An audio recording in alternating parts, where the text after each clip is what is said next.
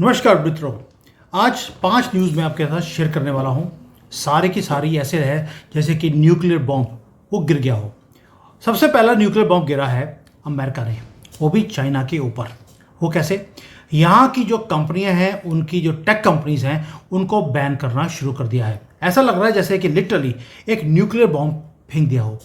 मुझे लगता है इसीलिए चाइना ने भी भारत के साथ हाथ जोड़कर भारतीय कंपनियों को चाइना में परमिशन दे दिया। मैंने जोहो के ऊपर पूरा वीडियो बनाया था, और जो मैं आज ये 5 न्यूज़ आपके साथ शेयर करने वाला हूँ, वो सारी की सारी मैंने दोबारा से टेलीग्राम अकाउंट में डाल दिए हैं। पूरा रिसर्च करके आपको पूरे लिंक्स दे दिए हैं।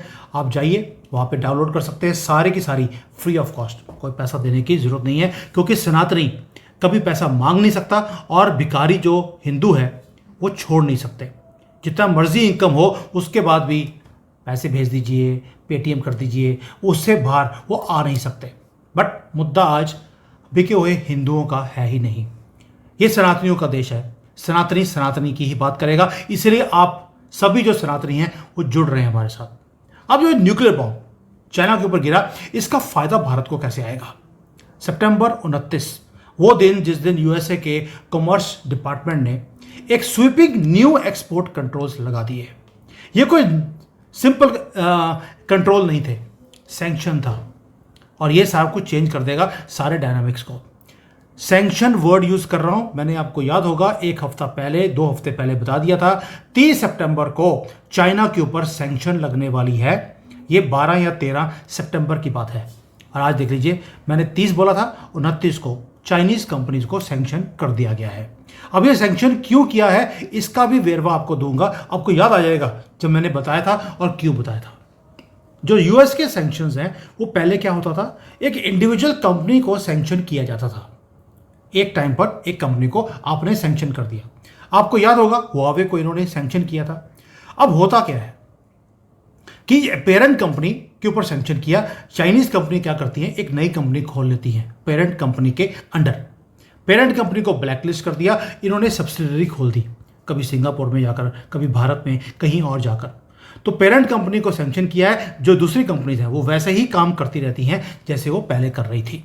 अब रूल्स को चेंज कर दिया, जो सब्सिडरी कंपनी होगा उसके ऊपर भी सैंक्शन लगाए जाएंगे ऑटोमेटिकली। कोई भागने का रास्ता नहीं दिया जाएगा। और ये जो मेजर लूप होल था अमेरिकन सिस्टम के अंदर, कॉमर्स डिपार्टमेंट के अंदर, उसको भर दिया गया है।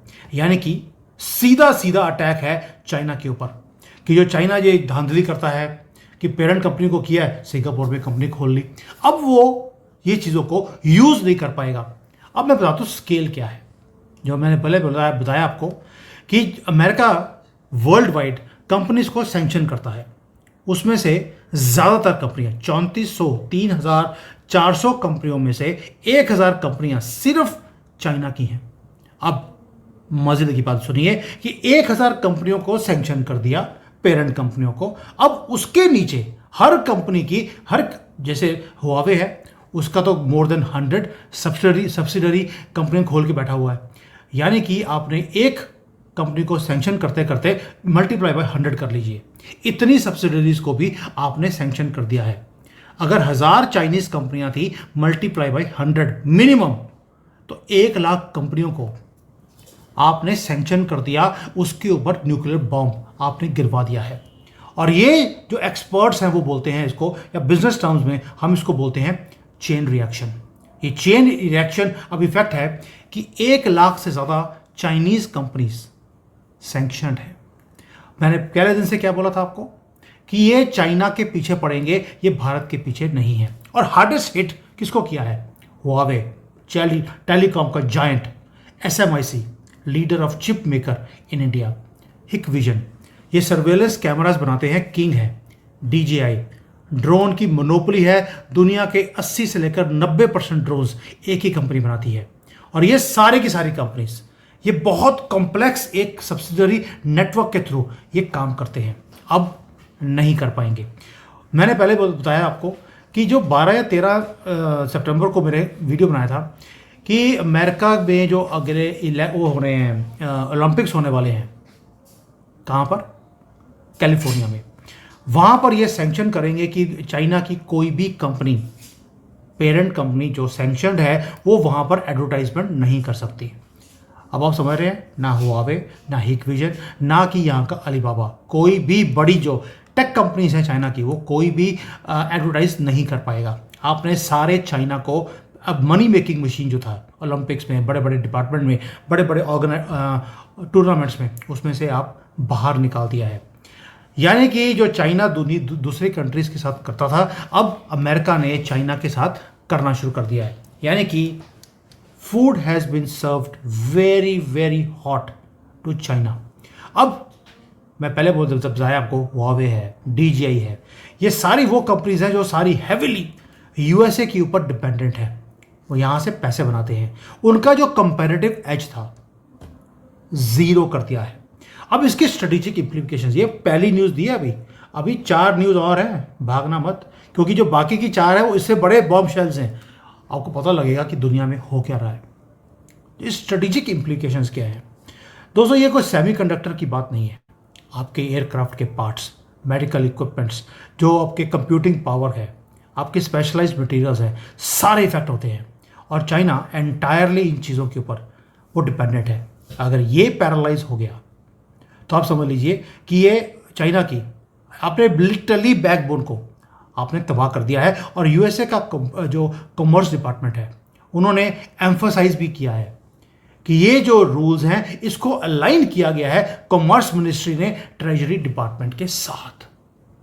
यह थोड़ा सा दोबारा सुन लीजिए मैं क्या बोल रहा हूं कि फाइनेंशियल सैंक्शंस जो हैं वो अगली आने वाली हैं। अभी तो टेक्निकल हमने सैंक्शंस करी हैं, अगला फाइनेंशियल सैंक्शंस है। यानी कि इनके पैसे कहीं भी दुनिया में पड़े होंगे ब्लॉक। बीजिंग का रिस्पॉन्स क्या था? मुझे था कि बड़ा स्ट्रॉन्ग एक रिस्पॉन्स आएगा।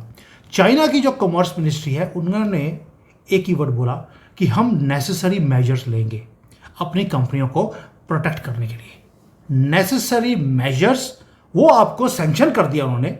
फाइनेंशियल सैंक्शन करने की बातें बोल रहे हैं, आप बोल रहे हैं हम नेसेसरी मेजर्स लेंगे। रीज़न क्या था? रीज़न ये है कि चाइना कुछ कर ही नहीं पाएगा, उनके पास ऑप्शंस ज़ीरो हैं, या समझ लीजिए बहुत ही लिमिटेड है। अब ये तो हो गया चाइना की स्टोरी। अब दूसरा ब्रिक्स है। ब्रिक्स को भी डोनाल्ड ट्रंप तोड़ने की कोशिश कर रहे हैं। ब्रिक्स पे उन्होंने एक ऐसा बॉम्ब फेंक दिया, न्यूक्लियर बॉम्ब है वो भी। ब्रिक्स के अंदर पैलेस्टीन ने ज्वाइन करने के लिए अपनी एप्लीकेशन डाल दी। अब ब्रिक्स में है ब्राज़ील, रशिया, इंडिया, चाइना और साउथ अफ्रीका। वहाँ पर पैलेस्टीन आ रहा है। सोच के देखिए कि पैलेस्टीन वहाँ पे आएगा तो मैसिव प्रॉब्लम्स के सिवाय वो क्या वहाँ पे करेंगे। पता लगे कि हमास के जानवर वहाँ भी भेज दिए। पैलेस्टीन के पास UN की कोई मेंबरशिप नहीं है। उन्होंने बोला कि यार वहाँ पर अगर मुझे ब्रिक्स में एंट्री मिल जाती है तो लेजिटिमेट मुझे एक वेट मिल जाएगा कि भाई ब्रिक्स का मेंबर हूँ, UN का मेंबर भी बनाइए। उनकी इकॉनमी ज़ीरो है, पॉलिटिक्स कॉम्प्लिकेटेड नहीं, गंदी है, जानवर वाली है। अब भारत के लिए बड़ा मैटर करता है, क्योंकि अगर पैलेस्टीन वहाँ पे एंटर करता है तो मिडल ईस्ट की जितने भी कॉन्फ्लिक्ट्स हैं वो ब्रिक्स के अंदर एंटर कर जाएंगे। अभी तो साफ सुथरा ब्रिक्स है, इसीलिए पैलेस्टीन को बोला तो ब्रिक्स में एंटर करने की कोशिश करो। क्यों? क्योंकि पैलेस्टीन को सपोर्ट करता है चाइना। बाकी कोई भी और कंट्री जो है ब्रिक्स में, वो पैलेस्टीन को सपोर्ट नहीं करती। यानी कि वो चाहता है डोनाल्ड ट्रंप कि जो ब्रिक्स है उसके अंदर ऐसा क्योस क्रिएट हो जाए कि ब्रिक्स टूट कर बिखर जाए। और यही है, आप सोच के देखिए, जैसे कि आपने एवेंजर्स मूवी देखा होगा, वहाँ पे एक कैरेक्टर था थानोस ने एवेंजर्स को ज्वाइन कर लिया हो, वो वाला काम हो रहा है पैलेस्टीन का ब्रिक्स के अंदर। और हिस्ट्री के अंदर लेसन हमें देखने को मिलता है। जॉर्डन, लेबनान, टूनीसिया, यमन, ईरान, ये वो कंट्रीज़ हैं जिन्होंने पैलेस्टीन को सपोर्ट किया। रिजल्ट क्या था? उनकी खुद की सॉवरेनिटी खत्म होती जा रही है। इजराइल वहाँ पे ठोक ठोक कर उनका बाजा बजा रहा है और कहीं भी वो चैन से रह नहीं सकते। अब ब्रिक्स भी रिस्क में आ गया है। डोनाल्ड ट्रंप ने क्या गेम खेली है। बेशक हमारे अगेंस्ट है, लेकिन गेम तो गेम है। चाइना के खिलाफ न्यूक्लियर बॉम्ब, अब ब्रिक्स के अंदर भी न्यूक्लियर बॉम्ब। तीसरा न्यूक्लियर बॉम्ब फेंका उन्होंने चाइना के बॉर्डर के पास। ट्रंप ने क्या किया? उन्होंने बोल दिया कि भाई एंड ऑफ सितंबर के बाद 2 मेजर मिलिट्री मूव्स ट्रंप ने सैंक्शन कर दिए हैं। पहला, जो परमानेंट एक स्क्वाड्रन था उनका साउथ कोरिया का, उसको एक्टिवेट कर दिया है। वहाँ पर जो MQ-9 रीपर ड्रोन्स हैं, जिसे डेथ ड्रोन्स भी बोलते हैं, उसको एक्टिवेट कर दिया। इसके अंदर वेपन्स लगाए हुए हैं। टारगेट है नॉर्थ कोरिया प्लस टारगेट है साउथ चाइना सी। इसके ऊपर मैंने थोड़ा सा वीडियो बनाया था, आज दोबारा बता रहा हूँ। और दूसरा जो यूएस का न्यूक्लियर सबमरीन है उसे फिलीपींस के पास भेज दिया है। ये नॉर्मल सबमरीन नहीं है दोस्तों, ये कन्वर्टेड मिसाइल का लॉन्च करने का एक प्लेटफॉर्म भी है। 150 से ज़्यादा तो उसके अंदर टोमाहॉक जो उनकी मिसाइल्स हैं, क्रूज मिसाइल्स, वो उसके अंदर लैस है एक सबमरीन के अंदर, और 2000 किलोमीटर की रेंज है। टाइमिंग डेलिब्रेट है।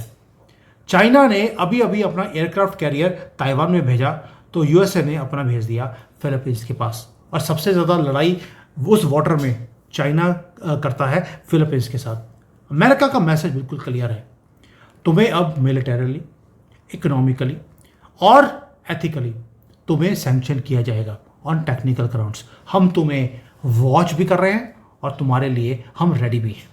अब एक अनरिलेटेड न्यूज़ दूंगा जो अफगानिस्तान से है, उसके बाद आएंगे कि ये सारा कुछ रिलेटेड कैसे है।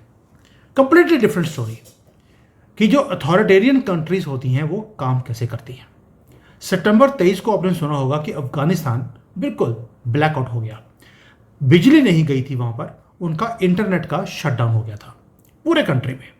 तालिबान ने जो फाइबर की ऑप्टिक्स है, मोबाइल का इंटरनेट है, उसको काट दिया।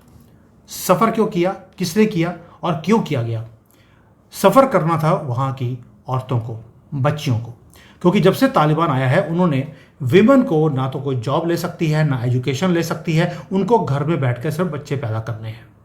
वो जो लेडीज़ थी उन्होंने ऑनलाइन पढ़ाई करनी शुरू कर दी, उन्होंने इवन कि रिमोट जो इंटरनेट के ऊपर काम होता है वो करना शुरू कर दिया, उससे उनकी इनकम आनी शुरू हो गई थी। कईयों ने तो ऑनलाइन जो यूनिवर्सिटीज़ होती हैं वहाँ पर कोर्सेज़ को ज्वाइन किया। अब इंटरनेट बंद कर दिया गया है, उनकी जो आखिरी होप थी उसको भी डिस्ट्रॉय कर दिया। कोई इंग्लिश पढ़ रहा है तो कोई इंग्लिश पढ़ा रहा है। यहाँ तक कि जो आइल्स की एग्ज़ाम दे रहे थे बच्चे बैठकर, आइल्स के एग्ज़ाम देते देते बीच में आधा पेपर किया है, इंटरनेट काट दिया। उनका आखिरी चांस कि एक फ्रीडम की ज़िंदगी जीने का, वो भी काट दिया। कॉस्ट क्रशिंग थी भाई वहाँ पर। एक तो इंटरनेट इतना महंगा है, जो हम 200 रुपये महीने का इंटरनेट लेते हैं, 200 रुपये महीने का अनलिमिटेड। अफगानिस्तान के अंदर 100 GB का डाटा अगर यूज़ करना हो तो 8,000 रुपये की फ़ीस है वहाँ पर। और वहाँ की इनकम इतनी कम है कि लोग अफोर्ड कर ही नहीं सकते, और जो अफोर्ड कर सकते थे उनका काट दिया। अब क्या काट दिया ये आप समझ सकते हैं। अब आते हैं कि अफगानिस्तान की बात मैं अमेरिका और चाइना के बीच में क्यों कर रहा हूँ। थोड़ा सा दोबारा से मैं आपको चाइना की तरफ लेके आता हूँ। चाइना के अंदर भी जो प्रॉब्लम्स हैं वो इंक्रीज़ होती जा रही हैं। अक्टूबर 1 को एक नई टैक्स की पॉलिसी यहाँ पर इन्होंने अनलिश कर दी। क्या था टैक्स की पॉलिसी? जो ये डिलीवरी वाले, जैसे इंडिया में जोमेटो वाले हैं, अगर वो आपके घर में डिलीवर करने आते हैं खाने को, या ऊबर है जो 3-4 लोगों के साथ अपनी गाड़ी को शेयर करते हैं, या कोई लाइव स्ट्रीम कर रहा है जैसे यूट्यूब के ऊपर कोई वीडियो बना रहा है, उसकी जो इनकम आएगी उसके ऊपर टैक्स लगेगा। और उन्होंने बोल दिया कि अब ये ऑनलाइन प्लेटफॉर्म्स की वो है रिस्पॉन्सिबिलिटी कि टैक्स काटने के बाद ही आप पैसे इनको देंगे। बैकलैश इमीडिएटली आना शुरू हो गया। डिलीवरी वालों ने बोला कि हमारी इनकम तो ऑलरेडी इतनी कम है, उसके ऊपर आप टैक्स लेना चाहते हैं? हमारी फ्यूल की कॉस्ट है, व्हीकल की मेंटेनेंस है, प्लेटफॉर्म की कमीशन है, उसके बाद हमारे पास बचता ही कुछ नहीं है। जो बचेगा उसके ऊपर आप टैक्स ले जाओगे। जो हम ये सोशल सिक्योरिटी पेमेंट करते हैं वो तो उसके कारण ही हम मरे पड़े हैं, ऊपर से इनकम टैक्स भी क्यों? उसका रीज़न क्या था? अथॉरिटेरियन गवर्नमेंट का सिस्टम देखिए। अफगानिस्तान ने इंटरनेट काटा, यहाँ पे लोगों की इनकम ही काट दी। वो क्यों? रीज़न है कि चाइना के अंदर फिस्कल क्राइसिस इतने ज़्यादा हैं कि उनको अब टैक्स लगाना पड़ रहा है, ये रिक्शे वालों के ऊपर भी, टांगे वालों के ऊपर। मैं यहाँ पे कोई रिक्शे वाला टांगे वाला नहीं है, मैं सिर्फ क्रूड लैंग्वेज में बता रहा हूँ कि भारत में टांगे वालों के ऊपर टैक्स लगा दिया जाए तो क्या होगा। ये डेस्परेशन है। रीज़न कि जो टैक्स की कलेक्शन है वो गिरती जा रही है। टैक्स कलेक्शन ऑलरेडी इस साल ऑलमोस्ट 1.5-2% नीचे गिर चुकी है, और 1.5-2% बहुत बड़ा एक नंबर होता है। लोकल गवर्नमेंट्स हैं, उनका डेट इतना ज़्यादा बढ़ गया है कि वो इंटरेस्ट भी वो पे नहीं कर पा रहे। सॉल्यूशन क्या था?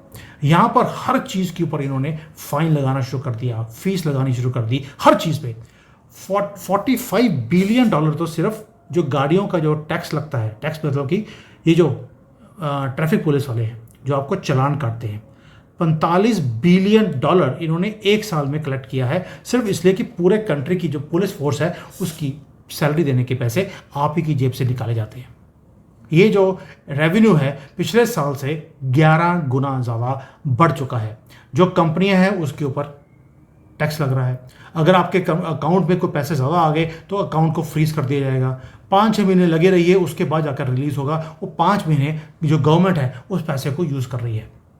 दोस्तों, अथॉरिटेरियन गवर्नमेंट्स ऐसा ही काम करती हैं बिना बताए, जैसे अफगानिस्तान कर रहा है, डेस्परेशन में काम कर रहा है, वही काम यहाँ पर भी हो रहा है। अब इसका सारे का मतलब भारत के लिए क्या है? 3 टेकअवेज हैं हमारे लिए। पहला, यूएसए और चाइना की लड़ाई ये परमानेंट है, भारत के साथ परमानेंट नहीं है, चाइना के साथ है और ये कम नहीं होने वाली।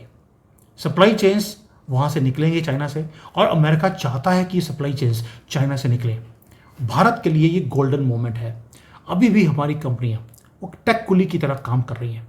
और भाई अपॉर्चुनिटी आपके लिए ट्रंप ने एग्जिस्ट करवा दी, उन्होंने क्रिएट करवा दी, मोदी जी लगे हैं, अभी भी आप एडवांटेज लेने से इनकार कर रहे हैं। उस डिपार्टमेंट में या उस जगह पे पैसे लगाएंगे हमारे बिजनेसमैन जहाँ पर सब्सिडी मिलती हो, इतनी बड़ी अपॉर्चुनिटी को छोड़ रहे हैं। दूसरा, ब्रिक्स को तोड़ने की कोशिश की जा रही है पैलेस्टीन को वहाँ का मेंबर बनाकर।